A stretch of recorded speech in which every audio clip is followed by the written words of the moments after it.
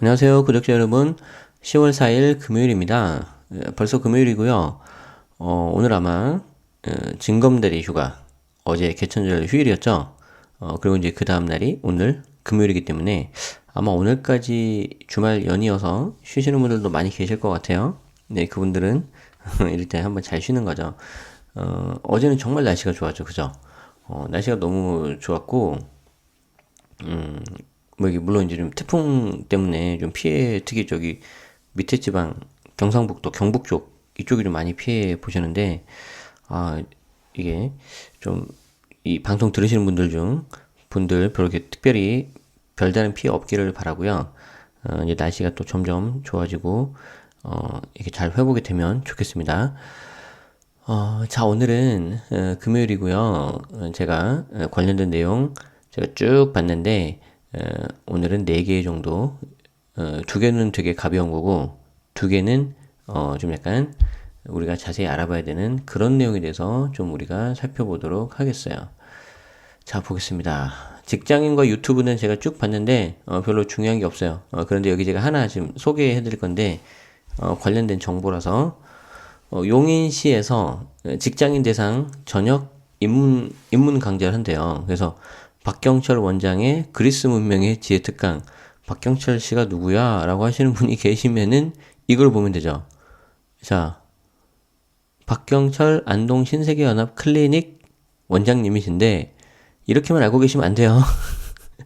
여기 보면 시골 의사 박경철의 아름다운 동행, 만화 시골 의사의 부자 경제학 외 다수. 시골 의사의 부자 경제학이라는 재테크 책이 있는데 제가 본 재테크 책 중에서 정말 손에 꼽을 수 있는 그런 책이죠. 지금 약간 좀 몇몇 분들이 저게 뭐야? 라고 하시는 분이 계신 것 같아서 또 우리가 한번 더 보여드려야죠. 바로 이 책이죠, 이 책, 이 책, 이 책, 이 책, 이 책, 이 책, 이 책, 이 책, 이 책. 와, 우리 김유라님 바로 나오네. 네. 이 책은 정말 너무 좋은 책이에요. 너무 좋은 책. 그리고 이 재테크 책 중에서 정말 손에 꼽을 수 있는 것 중에 하나인데, 마지막 메시지가 정말 좋아요. 마지막 메시지가 뭔지를 알기 위해서라도 우린 봐야 된다. 알려주시면 안 될까요? 그냥 보시는 게 효과가 더 좋아요. 그래서 직장인 섹션에서는 요 정보 하나 좀 있어서 인근에 계신 분 계시다면 한번 좀 들어보시면 좋겠습니다. 저도 그날 스케줄이 저는 그날 스케줄이 있어요. 네, 못 가겠네. 자, 그리고 제가 최근에 이제 보고 있는 것 중에 하나가 특히 대출 쪽을 많이 보고 있는데 대출 쪽은 제가 쭉 보니까 이번에 그 10월 1일 나왔던 정부 부동산 대책 있죠. 그쪽에서 대출 규제하잖아요. 전부 다 그 내용인데 특히 그 중에서 정리가 잘 된 내용이 바로 요 내용입니다. 요 내용. 요게 이제 안장원님의 그 부동산 노트라고 있는데 되게 좀 그 좋은 기사들이 많아요. 분석도 잘 해주시고 그래서 여기 이메일 받기 누르시면은 여러분들이 그냥 편하게 이메일을 받아보실 수도 있습니다. 그래서 이 내용을 잠깐 볼게요. 자, 30억 타워 팰리스 내 돈 없이 산 30대 구멍 뚫린 대출 규제. 이미 이제 구멍 뚫리고 나서 이제 사후 약방문으로 지금 이제 하고 있는 건데, 자, 어떤 거냐면 보세요.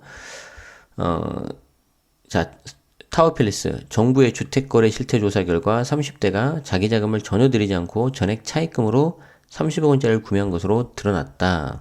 자, 어떻게 했냐? 자, 보시면 일단 매매가가 30억인데 전용 174래요. 와, 전용 174면 이게 전용이 지금 50평 정도니까 우리가 흔히 말하는 평수라면 60평 정도 될 것 같은데 이게 이제 30억인데 지금 이 여기에 대해서 19억을 전세 보증금을 밑에 했고 나머지 11억을 차입금을 했대요. 야, 이거 어떻게 이렇게 했지? 되게 좀 진짜 신기하네. 제가 왜 신기하다라고 하냐면 이 대출도 금융기관에서 나가는 거기 때문에 이 보증금과 이 순위를 따진단 말이에요. 그래서 앞선 선순위가 전세 보증금이 있으면은 대출이 안 나오거든요. 왜냐하면 그럴 일 없지. 만약에 이제 강매 같은 걸로 넘어가면 자기들이 대출 금액이 떼이니까 이 전세 보증금을 자기 후순위로 두고 선순위로 대출을 일으켜 준단 말이에요. 그리고 그 다음에 이제 전세가 들어와야 되는 그런 조건인데 반대로 만약에 대출이 먼저 있어. 그럼 그 뒤에 전세 보증금을 한다? 그러면 그 전세 온 사람은 한번 좀 잘 알아봐야 돼요. 그런 식으로 해가지고 전세 들어오면 망한단 말이에요, 잘못하면. 근데 이게 어떻게 동시에 일어나는지 조금 약간 저도 궁금하긴 한데, 방법 아시는 분은 좀 알려주세요. 자, 국토부에 따르면 정 씨가 자치단체에 제출한 주택 취득자금 조달계획서에 11억 원이 그 밖의 차입금으로 적혀 있는데, 자, 이 자금 조달계획서는 투기과열지구, 그쵸? 투기과열지구에서 3억 원 이상 주택 매매를 할 때 작성을 해요. 자기 자금과 차입금으로 나눠서 적도록 되어 있는데, 자기 자금은 뭐 예금액, 주식 채권 매각대금, 부동산 처분대금, 증여상속, 현금 이렇게 되어 있고요. 차입금은 금융기관 대출, 임대보증금, 회사지원금 사채, 그 밖의 차입금으로 구분되어 있는데 지금 이 사례에 나온 이분 같은 경우에는 그 밖의 차입금으로 적은 것 같아요. 그 밖의 차입금은 돈을 빌린 출처가 불확실한 셈. 등기부 등본 확인 결과 금융회사 등의 담보대출이 전혀 없다. 그러니까 이거 좀 이상한 거예요, 지금. 11억이 차입금인데 아까 말한 것처럼 제가 이상하다 그랬잖아요. 전세 보증금이 먼저 들어와 있으면은 은행에서 대출이 안 나온다니까. 그러니까 뭐 다른 방법으로 지금 하신 거예요, 지금. 자, 또 다른 사례. 41세 이모 씨는 서초구 반포동 레미안 퍼스티지 135를 36억 원에 샀다. 임대보증금 7억 원을 안 왔다. 오케이, 뭐 그건 그렇다 쳐요. 그리고 예금 등 자기자금 3억 2,700만 원에 25억 7,400만 원을 금융권에서 빌렸다. 와, 그럼 어떡해? 이 씨는 서울과 대구에 있는 금융회사에서 총 29억 원을 대출받았다. 그런데 정부의 규제로 서울주택담보대출의 담보인정 비율이 40%로 대출 한도가 14억 4천만 원이다. 그러니까 원래는 14억 4천만 원만 대출이 나와야 되는데 29억을 받았다는 거죠. 물론 이게 이제 채권 최고액이에요. 그래서 보통 이제 대출을 내가 1억을 빌리면 등기부 등본에 1억이라고 안 잡히고요. 1억 2천 정도 잡혀요. 보통 120% 정도 잡거든요. 그게 이제 채권 최고액인데, 야, 이것도 좀 신박하네. 좀 방법 알려주세요. 자, 이 사례들은 국토부가 최근 많이 늘어난 서울주택 매매거래에서 발견한 수상한 거래들로, 국토부에 따르면 6월, 8월 서울 강남 4구 주택 매매거래 7,597건 중 9% 정도가, 즉 700건 정도가 이상 거래로 파악됐다. 자, 그러면 그 이상 거래라는 건 뭐냐? 차입금이 지나치게 많거나, 차입금으로만 거래했거나, 현금 거래 10억 이상 등. 그러니까 이제 이거 세 개를 본다는 거예요, 여러분.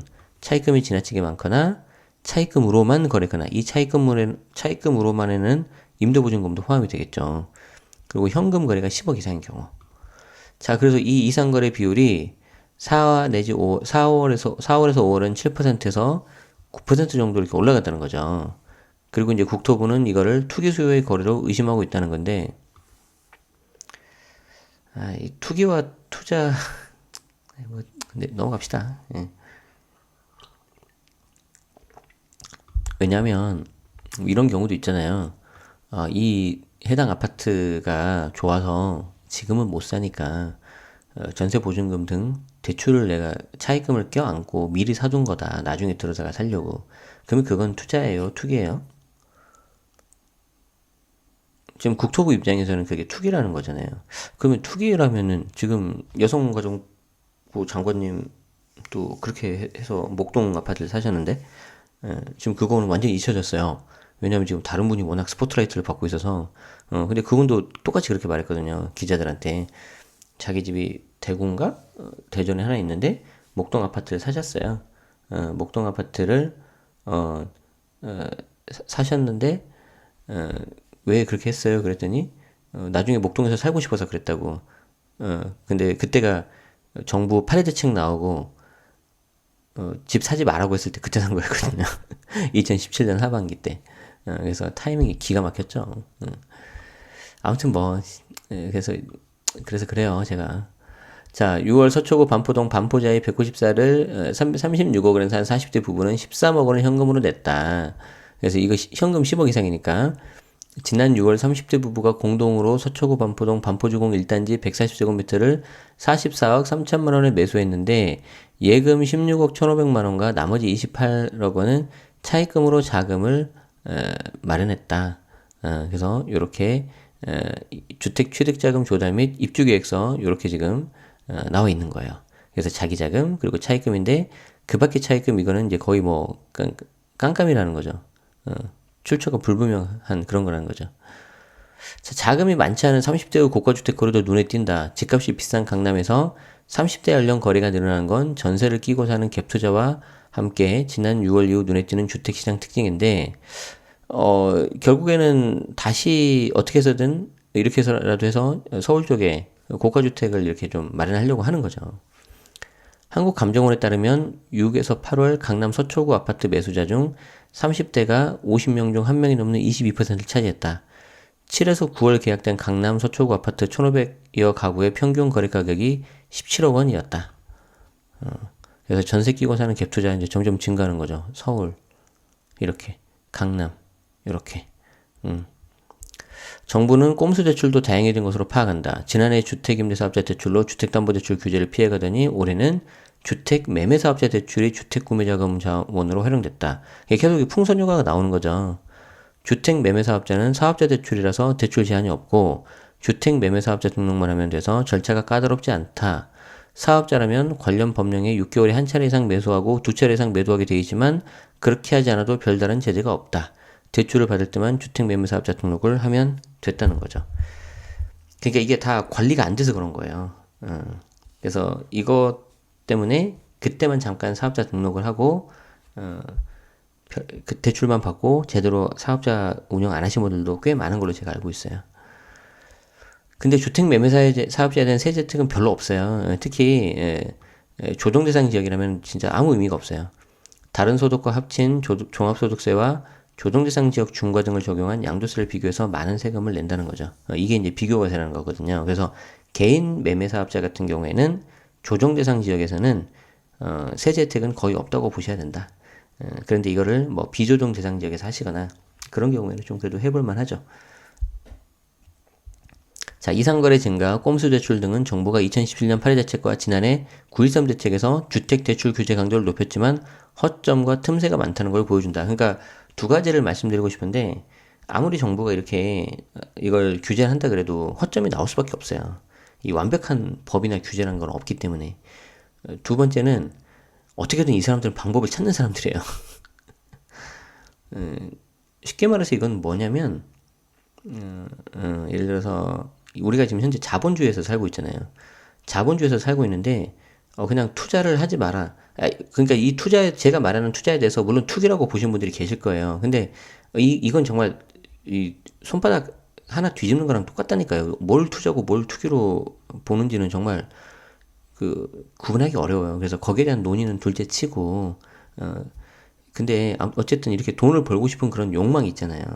그거를 없앨 수는 없어요. 이 자본주의 사회에서.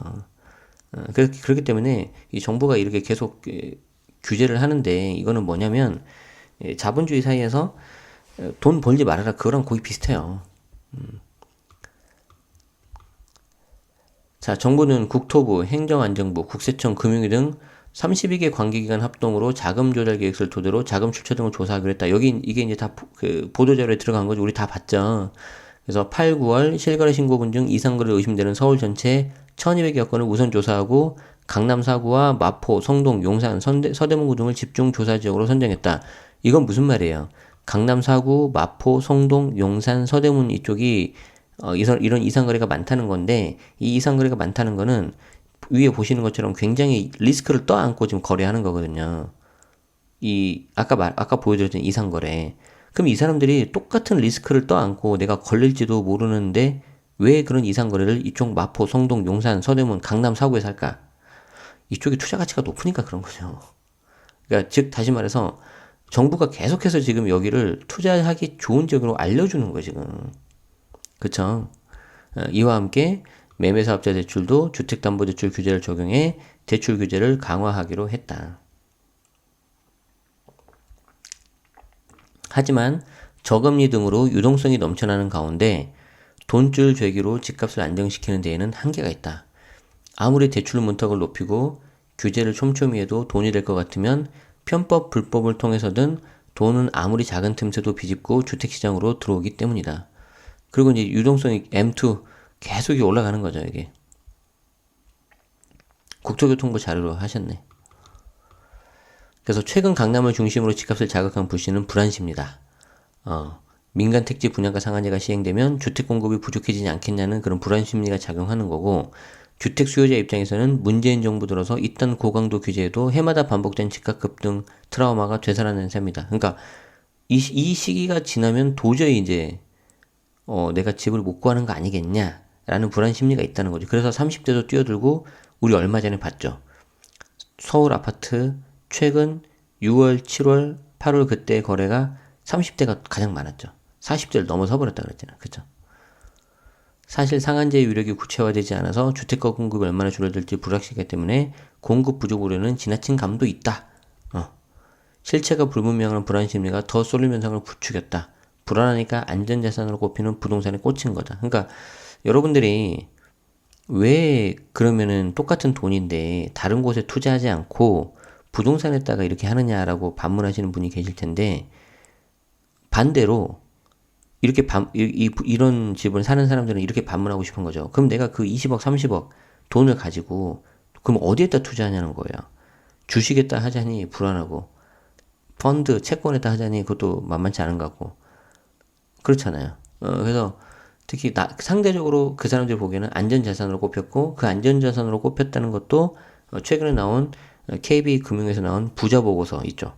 거기에 대해서도 대한민국 부자들이 한 60%가 부동산에 투자한다고 했단 말이에요. 1순위가 빌딩, 상가, 2순위가 아파트, 3순위가 거주주택. 이렇게 나왔다는 거죠. 자, 그래서 이제 거기에 대한 내용이 있어요. 그래서 한발 정부가 물러나서 상한제를 어떻게든 해야 되기 때문에 유예 기간을 두고 상한제 지역 단위도 동으로 축소하기로 했다. 그동안 투기과열지구, 투기지역, 조정대상지역 등 주택규제지역 단위는 모두 시군구이었는데, 같은 생활권으로 보기 때문에 동 기준은 이번에 한 건데, 이 동 기준이 지금 처음이에요, 처음. 그래서 동 기준은 되게 소규모라서 지정과 해제가 용이한데, 이게 이제 규제 지역을 줄여서 공급 걱정을 달래려는 뜻도 있을 거라고 이제 이 기자분은 보는 거죠. 그런데 이게 역풍을 가져올 수도 있다. 왜냐하면 동 단위이기 때문에 되게 지정했다가 해제했다가 이게 좀 뭐랄까 쉽게 할 수 있잖아요. 그러면 그 말은 무슨 말이에요? 되게 뭔가 변동이 심하고 엄청 혼란스럽고, 내가 이제 뭘 하려면은 여기 동까지 내가 이게 규제 지역이냐 이제 다 찾아봐야 돼. 지금 제가 조정대상 지역 항상 우리 수업할 때마다 수강생들한테 말하고 하면은 항상 헷갈리는 데가 좀 몇 개 있단 말이에요. 제 수업 들으신 분은 아시겠지만, 근데 이걸 이제 동까지 간다? 와, 그러면은 이제 더 헷갈릴 수도 있어요. 그게 무슨 말이다? 더 혼란스러워질 수 있다는 거죠. 그래서 주택 공급은 장시간이 걸리고 가격은 공급을 좌우하는 변수이기 때문에 사업 준비에서 공급까지 좀 일관성이 있어야 된다. 그래서 좀 이런 것들을 좀 잘 해야 될 것 같다라고 안장원 기자가 이렇게 했죠. 부동산 노트에서. 자, 그래서 괜찮은 기사니까 한번 좀 보시기 바라고요. 제가 보도자료에서 나온 샘플 중에서 이상거래 6가지 2페이지에 걸쳐서 나왔던 거 있었는데, 그건 제가 일일이 다 읽어드리지 않았는데, 지금 여기 기사에 일부 사례가 설명되어 있기 때문에 같이 보시면 좋겠습니다. 자, 오케이. 하나 더 볼게요. 이거 봅시다. 나머지 제가 쭉 봤는데 좀 대동소이하고 이게 좀 더 의미가 있는 것 같아서 요거 하나 더 마지막으로 이제 보겠습니다. 자, 보시면, 자, 8년 장기 전세가 등장했다. 시세보다 최대 2억 올려서. 뭔 소리야 도대체. 이게 뭐냐면 현재 입주 한창인 서울 고덕 그라시움. 자, 그라시움 지금 한창 입주하고 있죠. 근데 전월세 갱신제 발표 후 매물 호가가 껑충 뛰었다. 일단 전월세 갱신제가 시행해요, 안 해요? 아직은 안 하는데 정부가 무슨 말을 하니까 이제 불안한 거예요, 사람이. 특히 집주인 입장에서. 그래서 지금 머리 쓴 게 뭐냐면, 예를 들어서 전에는 2년짜리 전세 계약서를 1년 단위로 끊었어요. 1년 단위로 잘라가지고 5% 올렸거든요. 그래서 그거를 갖다 주니까 이쪽에서 이제 제재를 건 거죠. 야, 그렇게 하면 안 돼. 이렇게 나온 거예요. 그래서 이 사람들이 이제 어떻게 하냐면 반대로 야, 그럼 2년이 아니라 내가 4년 한다, 4년. 이렇게 4년으로 해보니까 4년으로. 4년으로 해가지고 대신 4년을 내가 보장해주니까 전세를 확 올려버린 거죠. 자, 어떻게 하는지 한번 봅시다. 그리고 여기에 임대사업 8년간 하는 경우에 5% 인상 이것도 이달 시행되기 때문에 그런 거예요. 자, 고도 그라시움 전세 매물 비교해 봅시다. 한국감정원 건데, 자, 일반 매물은 이게 면적 여기는 이 기사는 이 면적이 그 공급 면적이에요. 공급 면적. 그러니까 114개 30평대. 30평대 일반적인 거는 2년에 5억에서 5억 6천 정도인데 4년은 그냥 6억 받아버린 거죠. 5억 6천에서 5억이면은 2년 지나서 5% 올려도 몇 프로죠? 얼마죠? 5억 2,500이잖아요. 5% 올려봤자. 5억 6천에서도 5% 올려봤자 한 5억 8천 9천이잖아요. 그러니까 한 번에 그냥 6억으로 4년 가버린 거예요, 4년. 이해되죠? 자, 59짜리. 59짜리는, 이건 좀 10평대 좀 작은 거네. 20평대 초반. 2년짜리가 4억에서 4억 5천인데, 8년으로 내놓고 4억 5천에서 6억으로 하는 거예요. 6억. 차라리 그냥 이게 낫다는 거예요, 자기들은. 8년 줘버리고. 나름 머리 썼네요. 2년에서 4억하고 계속 5% 해봤자 나중에 8년 최종적으로 가봤자 5억에서 6억 정도 될 것 같은데 물론 이보다 나중에 더 뛸 수도 있어요. 근데 그냥 지금 현재 8년으로 내가 제공하고 대신 4억 5천에서 6억 예를 들어서 한 5억 정도 되는 걸 픽스 해버린 거죠. 그런데 서울 아파트 전세값이 보세요. 쭉에 가다가 올해 7월 들어서 플러스로 되더니 0.15, 0.1 이렇게 가는 거죠. 자, 고도 그라시움 인근의 A 공인중개사 사무실 한 직원은 114, 34평 공급이에요. 자, 2년 기준 5억 5,600만 원인데 4년 장기 전세로 계약하면 6억이라면서 조만간 전월세 계약갱신 청구권이 적용되면 4년간 집이 묶이는 집주인들이 손해를 안 보려고 첫 계약 시 한 번에 올려받을 것이고 분양가 상한제까지 맞물려 전세값이 폭등할 전망이라 차라리 지금 이 가격으로 들어가는 게 훨씬 더 이득이라고 말했다는 거죠. 이거는 뭐라고 말한 거예요? 세입자한테 말하는 거죠. 집주인한테 말하는 게 아니고 전세 알아보는 사람한테 선생님 보세요. 나중에 어차피 이거 하면 첫 계약할 때 한 번에 어차피 집주인들 올릴 거고요. 분상제 이거 하면 공급이 줄어드니까 전세값도 올라갈 거 아닙니까? 그러니까 차라리 지금 조금 더 내시고 4년 하시는 게 이득이라니까요. 요렇게 이제 임차인한테 말하는 거죠. 그러니까 이때 나오는 게 분상제 나오는데 지금 분상제 지금 시행 구체화 돼요, 안 돼요? 아직 안 되는데 아까 우리 좀 전에 봤던 안장원 그 부동산 노트 기사에서 본 것처럼 정부의 이런 대책이 되게 시장을 불안하게 하는 요소도 있어요, 지금. 가격을 억제하는 것도 있는데. 완벽한 건 없다니까, 세상에. 자, 조국 법무부 장관이 지난달 서민주 관정을 위해 전월세 갱신제를 발표한 이후 오히려 이 규제를 피해 시세보다 최대 2억 원이나 비싼 장기 전세 매물들이 나오고 있다는 거죠. 1일 발표된 분상제 소식에 서울 인기 지역에선 전셋값을 더 올리려는 움직임도 포착되고 제가 가지고 있는 물건들도요. 지금 되게 하락세가 면치 못하다가 지금 완전히 분위기 반전됐어요. 예. 그래서 좀 올려받아야 되나? 자, 실제 입주가 한창인 고도 그라시움의 경우 4년짜리 전세는 심심치 않게 볼 수 있다. B 공인중개사 사무실에서도 59, 24평 매물은 4년부터 6년, 8년까지 다양하게 나왔는데 8년으로 계약하면 6억 원이라면서 분양가 상한제로 수익이 줄어든 건설사들이 주택 공급을 줄이고 장기 임대 사업자가 8년간 5% 이상 임대료를 못 올리게 하는 제도까지 이달 시행되면 전세값은 연내까지 계속 오를 수밖에 없다고 말했다. 현재 고도 그라시움 59제곱의 전세보증금이 2년 기준 4억에서 4억 5천만 원 선에 형성되어 있는 걸 고려하면 장기 전세는 무려 2억 원이나 높다는 거죠. 그런데 잘 생각해보면 세입자 입장에서는 8년 동안 변하는 게 없잖아요. 예. 뭐 저는 장단점이 다 좀 있을 것 같아요. 그래서 분상제 발표가 난 직후 전세값을 더 올리겠다는 집주인도 있다. 근데 지금 정말 제가 봐도 뭐죠? 일단 확실한 건 뭐냐면 제가 이제 가지고 있는 단지들 먼저 볼 거 아니에요. 물론 다른 데도 보고. 그런데 전세 물건이 진짜 싹 사라졌어요, 지금. 싹 사라졌어요. 자, 함영진 직방 데이터 랩장은 전월세 갱신제는 인위적으로 임대차 기간과 가격을 통제하는 만큼 결국 시장에 이중 가격이라는 왜곡 현상이 나타날 거다. 결국 임대인이 손실 회피와 수익을 위해 임대료를 올리는 부작용이 나타나기 시작했다고 했죠. 저도 이 말에 굉장히 공감합니다. 분양가 상한제로 전세값이 더 뛸 수 있는데도 정부가 장밋빛 전망만 내놓고 있다는 지적도 나온다. 앞서 국토교통부는 서울 주택공급 우려에 대한 지적이 일자 지난 8월 참고자료를 내고 2019-2022년 연간 평균 4만 3천 가구를 공급할 수 있다고 공언했다. 자, 잘 보세요. 잘 보세요. 이 기사가 이제 좀 서울신문에서 정부 정책을 좀 이제 좀 비판했는데, 자, 보세요. 정부가 장밋빛 전망을 내놓고 있는데, 앞서 국토교통부가 서울 주택공급 우려에 대한 지적일자 지난 8월 참고자료를 내면서 2019년부터 22년까지 연간 평균 4만 3천 가구를 공급할 수 있다고 말했는데, 이에 대해서 김상훈 자유한국당 의원실과 함께 국토부에 서울신문이 이 자유한국당 의원실과 함께 국토부에 이 4만 3천 가구 공급에 대한 산정 방식 등 근거 자료를 요청하자 국토부는 올해 건설사 등이 내놓은 분양계획 물량을 단순 배정한 추정치라고 했죠. 추정치. 재건축, 재개발 같은 정비 사업에다가 임대, 분양까지 죄다 포함한 것이라고 답변했다.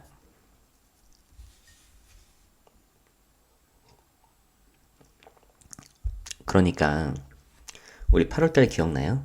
8월달에 이제 분양가 상한제 이거 하겠다라고 하면서 거기에 공급 감소에 대한 우려가 나오자 그 자료에 올해부터 2022년까지 평균 4만 3천 가구 공급할 수 있다. 저는 그때 두 가지를 말했거든요.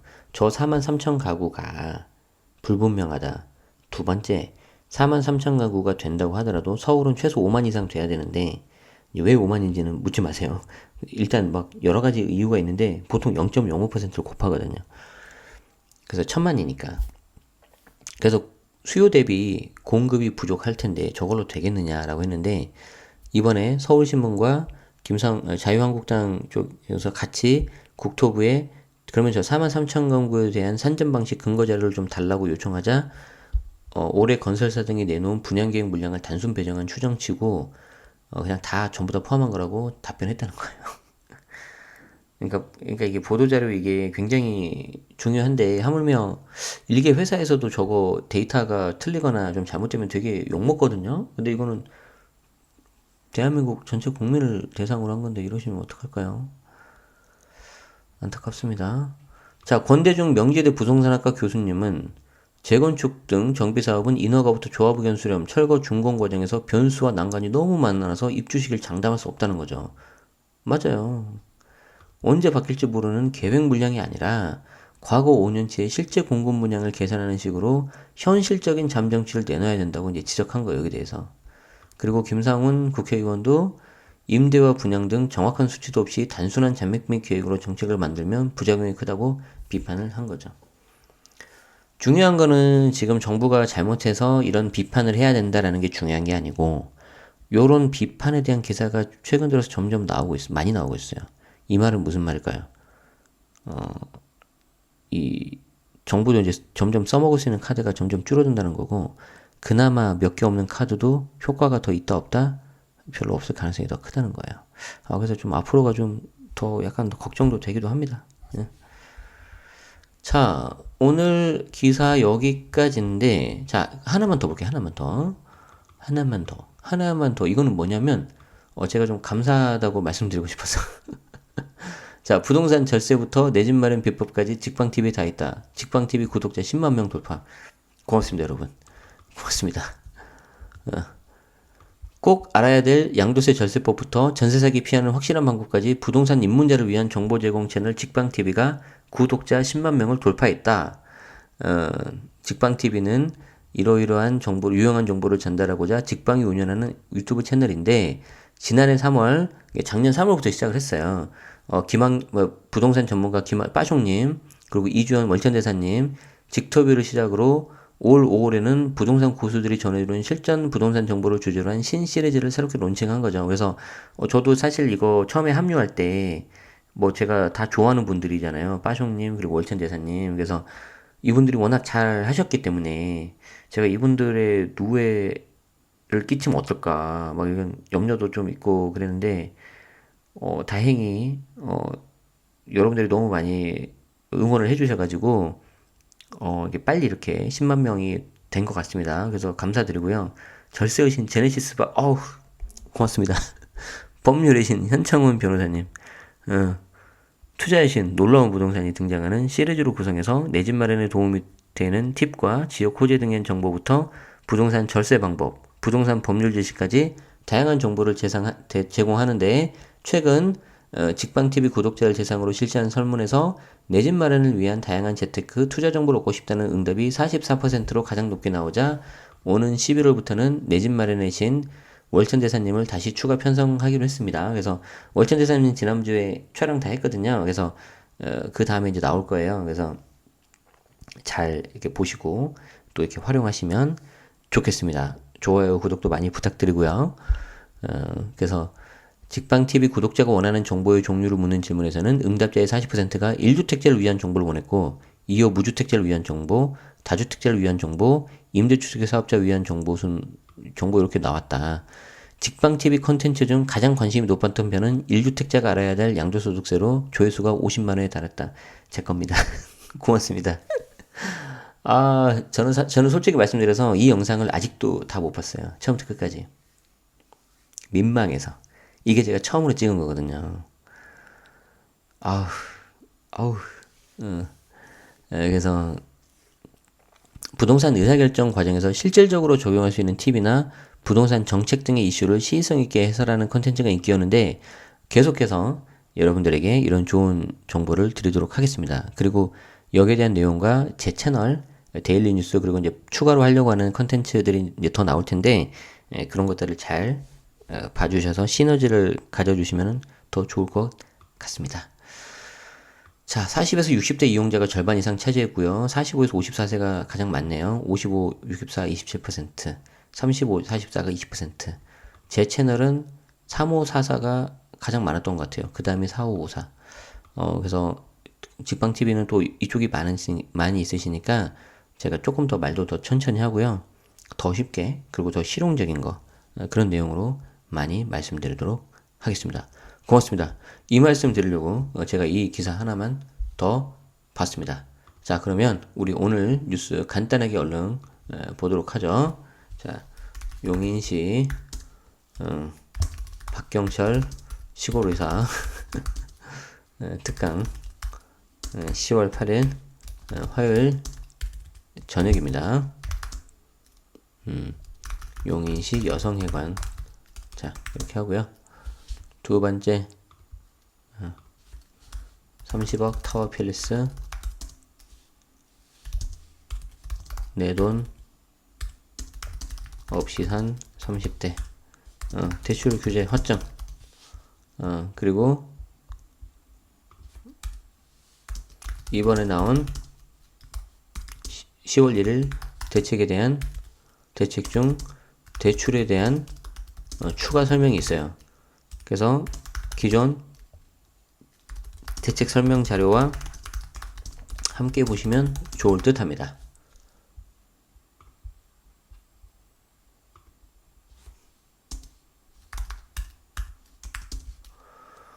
(8년) 장기 전세 등장. 저는 이게 뭔가 했어요. 고덕 그라시움 이야기고요. 2년 전세 뭐 가령 5억이다 그러면은 내가 이걸 4년으로 해주면 하면 6억에 해줄게 이거라는 거죠. 그래서 향후 상승분을 미리 받는 대신 전세 기간은 더 늘려서 하는 조건. 한번 세입자 입장에서도 한번 활용하실 필요도 있어요. 이게 둘의 서로 니즈가 맞아 떨어진 거예요. 집주인은 좀 이번에 좀 미리 올려받겠다. 이게 이제 계약 갱신 청구권 그리고 전월세 상한제 등이 맞물려서 그런 거죠. 근데 문제는 뭐예요? 이미 이게 실제 적용은 안 된 거라는 거죠. 이게 미리 대응한다는 거예요, 사람들은. 그래서 뭐 그런 유튜버도 있죠. 이거 한다고 뭐 진짜 오르냐. 뭐 그런 말인데 벌써 나오잖아요, 이렇게. 시장은 항상 빨라요. 그리고 마지막으로 직방TV 구독자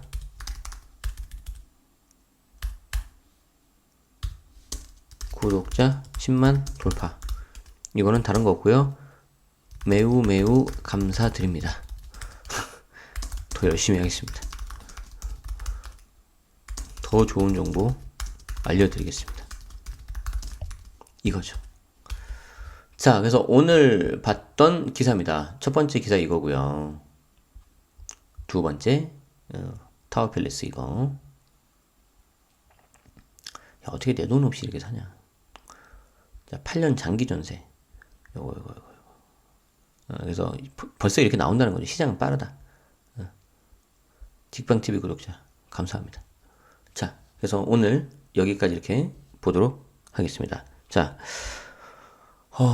이제 정말 좋은 시기가 며칠 안 남았어요. 이제 조금 있다가 금방 날이 이제 추워질 거예요. 언제 그랬냐는 듯이. 저는 물론 이제 겨울을 좋아하니까 좋은데 또 이게 겨울이 추우신 분, 싫으신 분들도 계시죠. 그래서 지금 이 순간을 정말 잘 만끽하셔야 되고요. 가끔 그런 생각이 드는 거죠. 나중에 훗날 언젠가는 다 죽잖아요. 그럼 내가 만약에 내일 죽는다. 그러면은 오늘 하고 싶은 게 뭐예요? 무슨 거창한 그런 걸까? 그렇지 않죠. 그냥 사랑하는 가족과 좋아하는 사람들과 함께 하면 되잖아요. 그죠? 근데 지금 우리 하고 있잖아요. 현재. 그거 하고 있으니까 너무 회사 일로 스트레스 많이 받지 마시고 너무 인간관계 때문에 스트레스 받지 마시고 너무 크게 욕심낼 필요 없고 좀 어느 정도는 좀 베풀면서 좋게 하면서 그렇게 살아도 어떨까 싶어요. 그 생각이 좀 들었습니다. 그래서 늘 말씀드리지만 여러분들 스스로가 가장 소중한 사람이니까 그런 것도 한번 생각해 보면서 더 행복하시면 좋겠다는 생각에서 오늘 10월 4일 데일리 뉴스는 여기서 마무리하도록 하겠습니다. 오늘 하루 즐겁게 보내셨길 바라고요. 편한 저녁 되시고 저는 또 내일 찾아뵙도록 하겠습니다. 오늘 방송이 좀 길었습니다. 자, 들어주셔서 감사합니다. 고맙습니다.